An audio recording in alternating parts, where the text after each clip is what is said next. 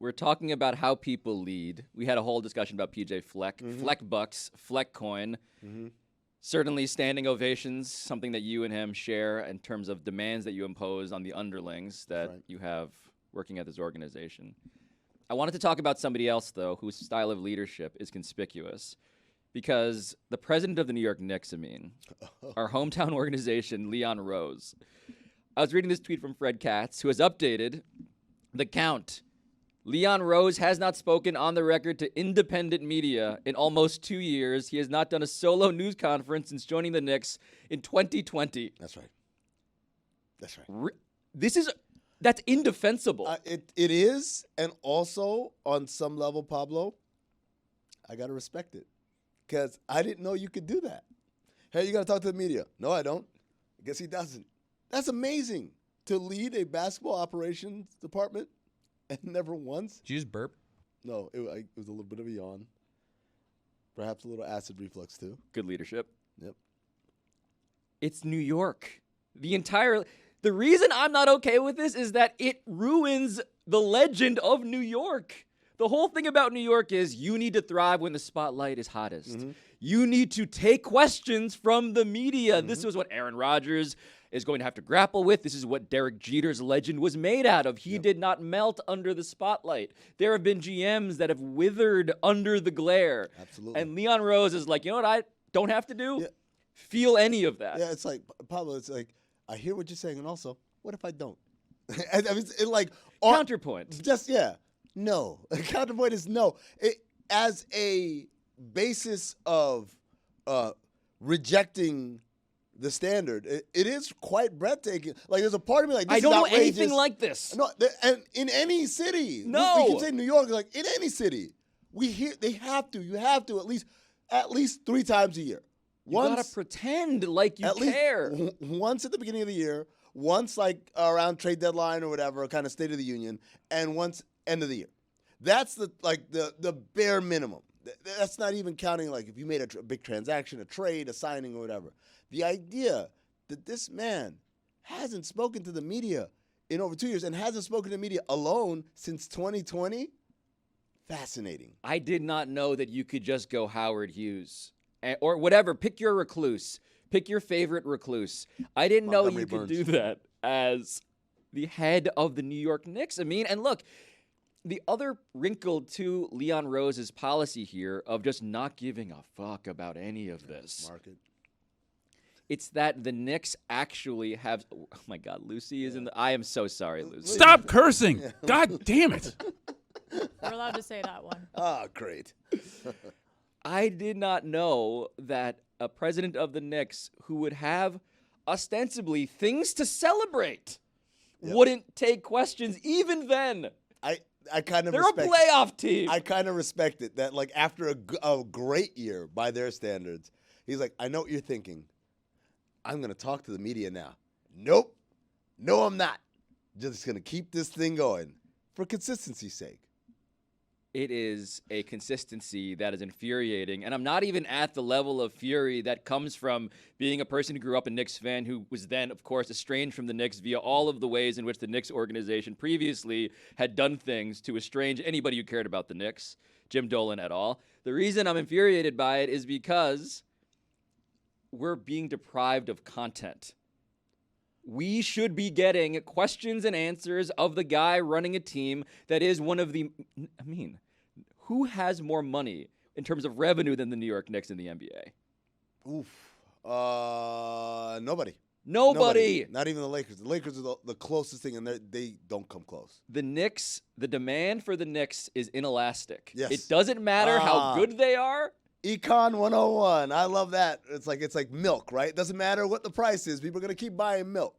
And this guy, now that I think about it, does have an understanding of the economics. He's like, well, it doesn't matter. It does not matter. And Brainiac over here. And that inelasticity is a threat to the legend of New York, the institution of the Fourth Estate. He's pointing out that actually none of this matters.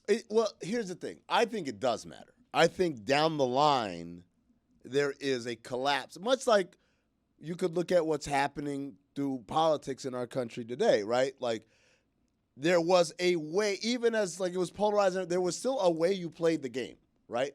Rules of engagement. And over the last 7, 8 years, it's like, why do we play with these rules of engagement? I could just do this. I could just make stuff up, right?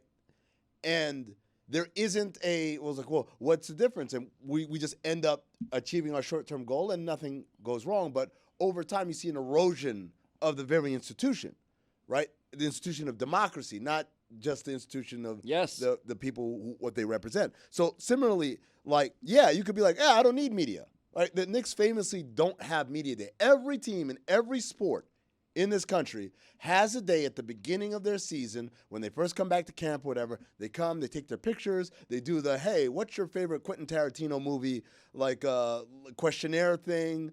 They do the let's go hype videos on a green screen. They do all that stuff. It's called Media Day because all the different media outlets can come in and ask questions and get a little bit of time with everybody, including the president of basketball operations or football operations or baseball operations or whatever, right? The Knicks, to my knowledge, are the only institution in all sports, not just pro sports, but all sports, that decided not to call it Media Day. We're going to call it like Content Day. Why? Because they're pettily trying to like say like media is bad and we don't like media. It make media feel unwelcome, right? And I'm not speaking on behalf of media here. I'm just saying this is the level of depravity that this organization operates with. To the point where, you know what? We're going to call them freedom fries. Take that, you know?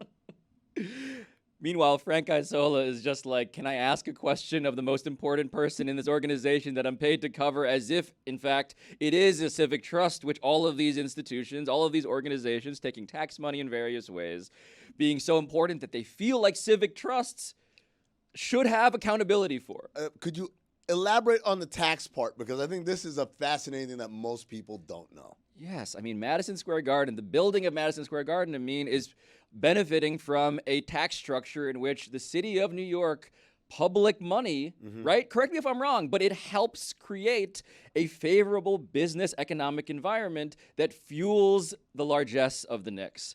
All of these buildings, the world's most famous arena, sitting in the middle of Manhattan. Midtown Manhattan, blocks away from Herald Square. With Penn Station a part of it, underneath it, right? Public transportation. Yep.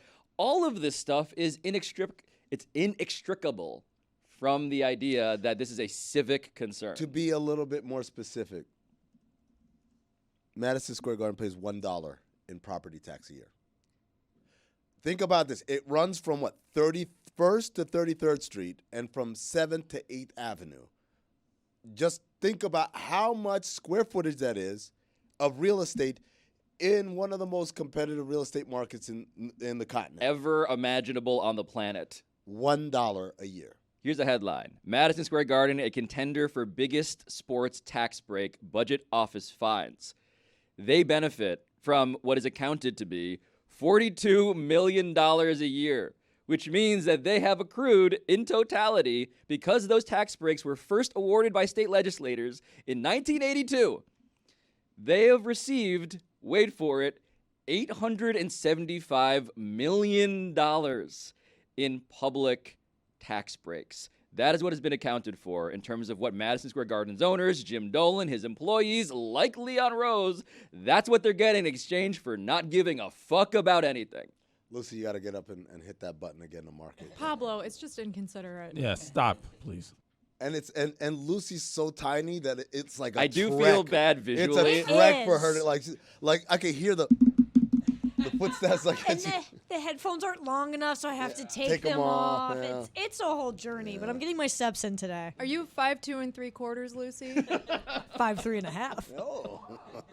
That's an important half. But this feeds in, Amin, to this larger question of like, look, I think the Knicks are legitimately a fascinating topic because not only are they doing this, putting a finger in the eye of all of these tax breaks by not answering questions from the estate that's supposed to represent the public, the people. It's also a question that's fascinating because Jim Dolan's over here running facial recognition software. Yes. And he is also running a team that he claims to be increasingly hands-off on. And this question of, are the Knicks good? Suddenly, finally, it's coinciding with a regime that is in every other way feeling more authoritarian in some ways than it ever has before. They're definitely taking cues from certain other parts of the world in terms of No. how to handle success in the absolute most unlikable way possible.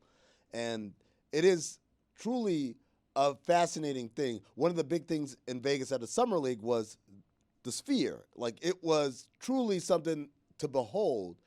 And instead of being something that was celebrated, I think, as it should have been, it just turned into this curio that people took pictures from like 600 yards away. Jim Dolan's stupid orb.